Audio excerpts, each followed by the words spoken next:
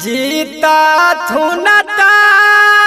सुनाए चाची कर थुन बड़ी कामगते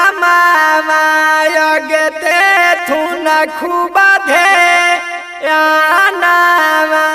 आगे का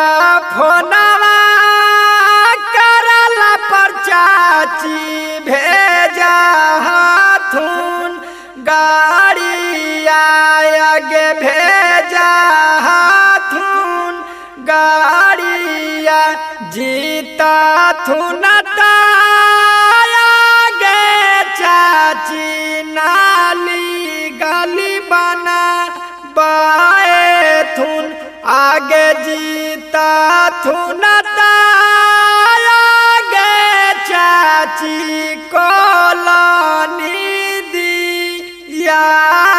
थुन आगे कोलानी दिया